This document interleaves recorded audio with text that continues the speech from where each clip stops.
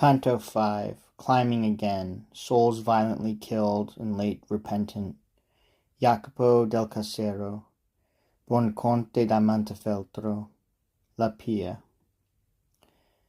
I had already left those shades and was following the footsteps of my leader, when one behind me, pointing with his finger, cried out, "See how the rays seem not to shine to the left of the one below, and how he seems to walk as if alive?"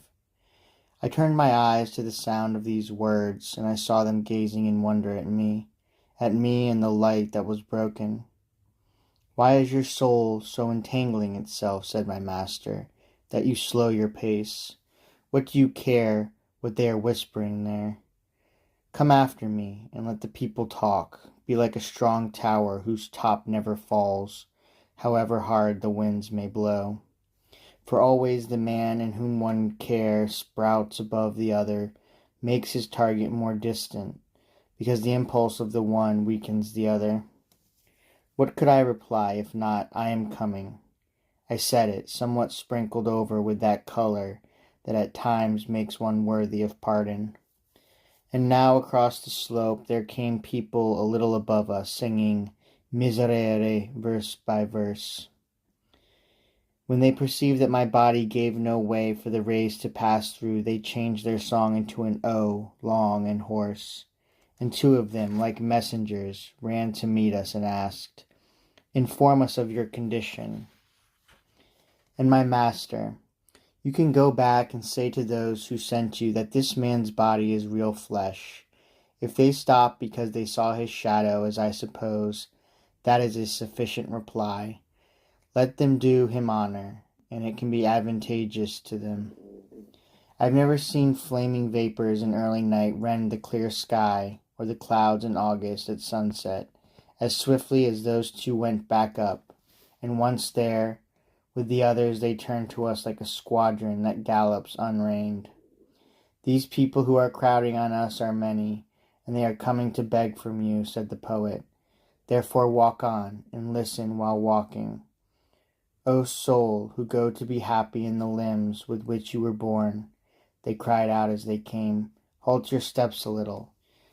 Look if you ever saw any of us, so that you can take news of him back there. Ah, why are you walking? Ah, why do you not stop? We were all killed violently, sinners until the last hour. Then light from heaven awakened us, so that, repenting and forgiving, we came forth from life at peace with God, who pierces our hearts with the desire to see him. And I, though I stare at your faces, I recognize none. But if anything I can do can please you, well-born spirits, tell me, and I will do it, by that peace which, following the feet of this guide from world to world, makes me seek itself." And one began, "Each of us trusts your good offices without your swearing, as long as your will is not cut off by inability. And so I, speaking alone before the others, beg, if ever you see the land that sits between Romagna and Charles's realm, that in your courtesy you beg those in Fano to pray well for me, so that I may purge my grave offenses. I was from there, but the deep holes through which my heart's blood poured out were given me in the bosom of the Antinori, where I believed I was safest. He of Este had it done, angered with me far beyond what justice allowed. But if I had fled toward Mira when they overtook me at Oriago, I would still be back there where people breathe. I ran to the swamp, and the reeds and the mud entangled me so that I fell, and there I saw a pool form on the ground from my veins. Then another said, 'Ah, so may the desire be fulfilled that draws you to the high mountain. With good pity help mine.' I was from Montefeltro. I am Buoncante. Neither Giovanna nor any other takes care for me, so I go with lowered brow among these people." And I to him, "What force or chance carried you away from Campaldino, so that your burial place was never known?" "Oh," he replied, "the foot of the Casentino is crossed by a torrent that is called the Archiano, born above the Hermitage in the Apennines. There where its name becomes empty I arrived, pierced in the throat, fleeing on foot, and bloodying the plain. There I lost sight, and speech in the name of Mary I ended, and there I fell, and only my flesh remained. I will tell the truth, and do you retell it among the living. The angel of God took me, but the one from hell cried, O you from heaven, why do you deprive me? You carry off the eternal part of him because of a little teardrop that takes him from me, but I will govern the other otherwise. You know how the wet vapor gathers in the air and turns back into water as soon as it rises to where the cold grasps it. That evil will, desiring always evil, took counsel with its intellect and moved the vapor and the wind by the power its nature gave it.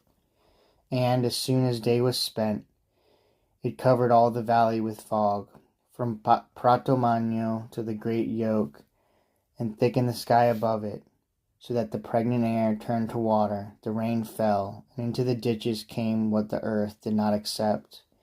And when it came together in the great streams, the water rushed so rapidly toward the royal river that nothing held it back.